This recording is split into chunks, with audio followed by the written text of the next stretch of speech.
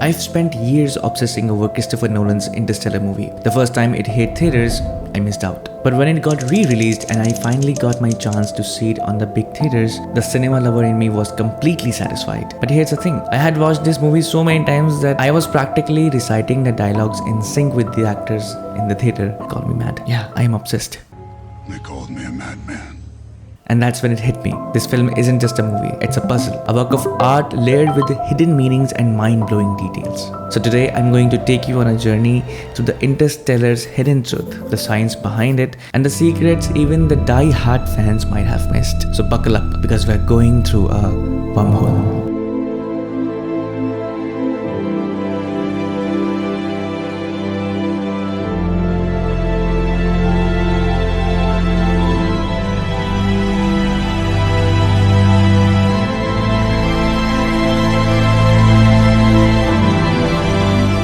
Hello everyone, welcome back to my channel. This is Mohammed Abu. I'm a filmmaker and a poet, and in this video I'm going to dive deep into the hidden secrets of the movie Interstellar. And I want to start this video with the topic CGI because there aren't many. See, if you're a Nolan fan and you have watched his previous movies like Inception or The Tenet or Dunkirk, you might have guessed by now that Nolan doesn't do CGI. Even for his movie Tenet, he actually crashed a real Boeing 747 plane into the building just to get that perfect look. When the Oppenheimer released in the theaters, we were all wondering if he's going to drop an actual nuclear bomb onto the cities just to get that look. In the movie Interstellar, there are not many CGI effects. Most of the scenes that you see on the screen was actually recreated or the miniature effect was used. Actually doing this for real on location, but the next best thing is to use miniature. And even on a spaceship, when you see the actors are looking out through the window, that is not a green screen effect, actually a projection. So the actors are actually seeing the replica of what we are seeing on a screen so that they would react to it with more realism. And we will all see a realism in their acting. The corn farm that you see on the movie is not actually the CGI. It is also actually 500 acres of farm. We had to grow 300 acres of corn.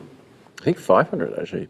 Nolan actually bought the entire farm for those specific shots, and later he mentioned in the interview that he actually sold it and made some money on it. But in the end, we got a pretty good crop, and we actually made money on it. And then you made money? We made money. The storm scenes, they were real too. Nolan used big, huge fans just to get that realistic look. And even when the movie starts and you see the interview of those people, I guess I can't describe it. It was just constant, just that steady blow of dirt.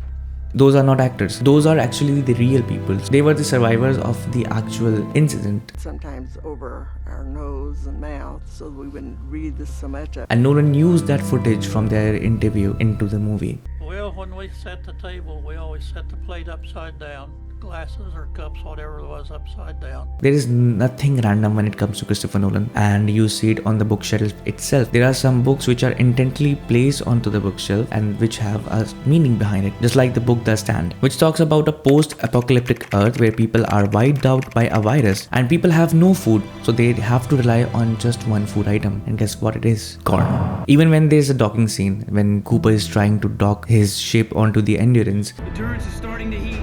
and you can actually see the red light, the glow, onto the bottom of their feet, which is very intently put there. Details about this movie are hiding in the plain sight, like the bookshelf, which I'll cover in a minute, but let's talk about the starting first. So the very first dialogue which comes out of Murph's mouth are, I thought you were the ghost. which is an Easter egg. So let's talk about the cornfield chase scene. So there's a scene in the movie where the Cooper actually tries to hack the Indian Air Force drone.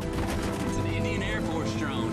And when he actually opens up his laptop and do the XYZ, that whatever he was doing, the laptop briefly shows the UI of the laptop in Hindi. It completely says that rad kare ya aage badhe, which practically means either you want to cancel it or you want to proceed with it. I even wrote an answer on Quora back then when I was actually writing answers on Quora 8 years ago, and it garnered nearly 10,000 views on Quora back then. So yeah, that was a celebrity moment for me. And Interstellar is all about the details. In fact, when we are seeing the shots from the outer space, there is no sound, because sound actually needs a medium to travel, and there is no medium for sound to travel in the outer space, which is why whenever there's a shot of outer space, there is no sound. There is a moment.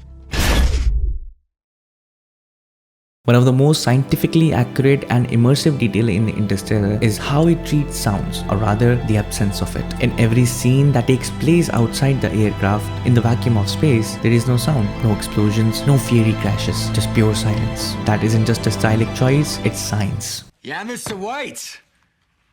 Yes, science! Sound needs a medium to travel through, like air or water. But space is a vacuum, meaning there is no molecules to carry sound waves. That's why in Interstellar, when the endurance gets damaged, when the ship is spinning out of control, or even when explosion happens, all you hear is nothing. Another brilliance in the docking scene, which I would like to mention, is how the explosion behaves. It doesn't roar or linger like in typical Hollywood movies. Instead, it vanishes quickly. Why? Because fire needs oxygen. When Dr. Mann fails to dock properly and causes an explosion, the blast is fierce but brief. There is a moment.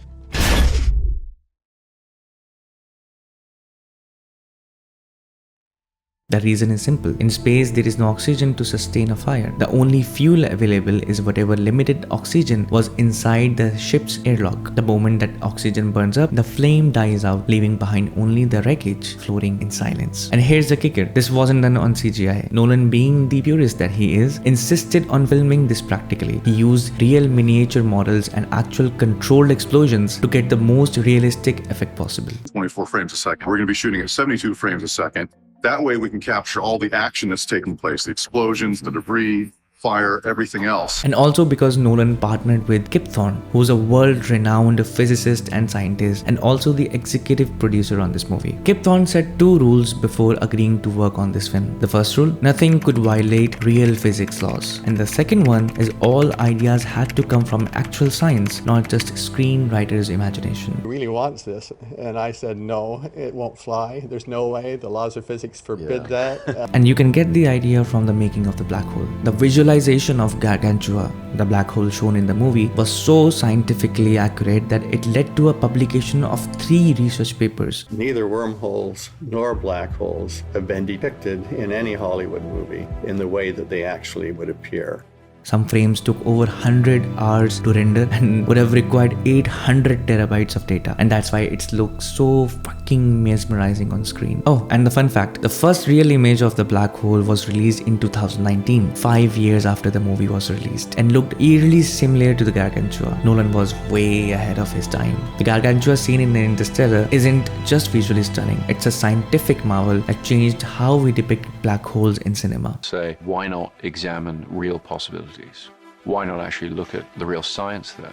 Christopher Nolan wanted the black hole to be as accurate as possible. So Kip Thorne provided the real equations describing how light bends around a black hole. The warping of space inside here scatters some of it back, light scattering off of the surface of a rippled ocean. The visual effects team then turned those equations into actual rendered images, and what they discovered, a black hole like we have never seen or imagined. The collaboration has produced visualization of things which nobody had ever managed to do before. We potentially may have discovered a couple of new things. Unlike the black swirling vortex seen in the other science fiction films, Gargantua has a glowing ring of light both above and below it. It's a phenomena called gravitational lensing, and it's completely real. I worked out the equations that would enable him to do the gravitational lensing.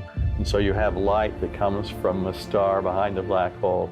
In fact, the effects team initially thought it was an error. The black hole warps the space so much, it just looks like you're looking at a strange sort of funnel in the sky with this intensely black circle at the middle of it. But the gravity of the black hole draws in all the matter from the surrounding universe. But Kip Thorne assured them that it was scientifically accurate. And I saw this disk wrap up over the black hole and under the black hole. I'd known it intellectually, but knowing it intellectually is completely different than seeing it, than feeling it. Their work was so groundbreaking that it led to 3 published research papers in astrophysics and computer graphics. We're going to write several technical papers about this. One aimed at the astrophysics community, and then something for the computer graphics community. Interstellar isn't just a visual masterpiece, it's an auditory one too. Hans Zimmer didn't just compose a soundtrack, he created an experience. And nothing proved this better than the music during the Miller's Planet scene, one of the most hauntingly accurate details in the film. So when you see the Miller's Planet sequence, there is a constant tick in the background which happens after every 1.25 seconds.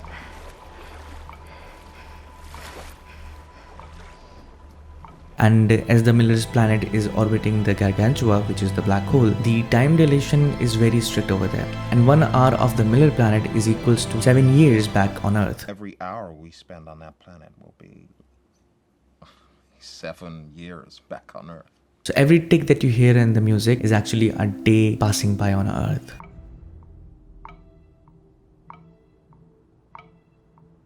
Isn't it just mind-blowing in itself? And speaking about the Miller's planet, have you wondered why the waves are so massive? So normally back here on Earth, the waves are formed due to the gravitational pull of the moon. But the Miller's planet has no moon. It actually orbits black hole, which has an immense gravitational pull, causing the water to rise into skyscraper-sized waves. That's a level of scientific detail that most movies wouldn't even bother with. And the books that I mentioned in the starting of the videos, one of the books is The Go-Between by L.P. Hartley, which talks about the past is actually a country we can go to. Just like in this movie, it is shown that the other dimensions being can use time as a physical dimension. You've seen that time is represented here as a physical dimension.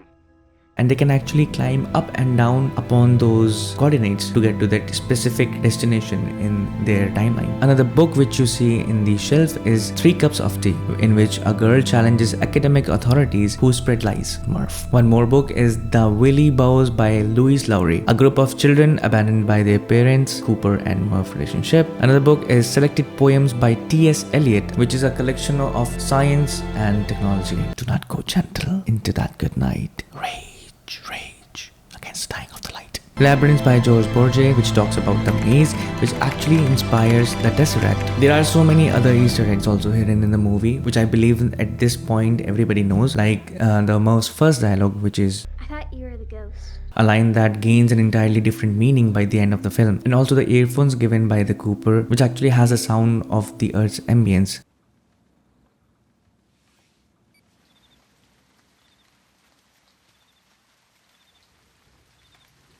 The rain, the water droplets and all kind of natural ambience, which signifies the Cooper had it on his phone because there is actually no rain, and that's why there are no more crops. So in the end, Interstellar isn't just a film, it's a journey, a puzzle and a love letter to science and filmmaking. It's a story about love transcending time and humanity's endless pursuit of knowledge, and about how in the vast emptiness of space, we are still bound the simplest human emotions. So the next time you watch Interstellar, keep an eye on tiny details, because in Christopher Nolan's film, nothing is accident. I hope that you've enjoyed this deep dive into this movie. This was my first time actually to give an overview or a deep dive into any movies. So if you have liked my work, make sure to give it all your love, because as Dr. Brand says, love is the one thing we're capable of perceiving that transcends dimensions of time and space. It might sound poetic, even unscientific, but is it really? Some films entertain, some films make you think, but Interstellar, it stays with you, a cinematic wormhole that pulls you back in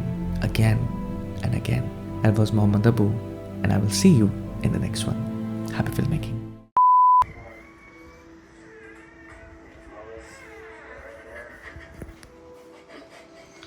क्या एक movie देख के बार बार रोते रहते हैं?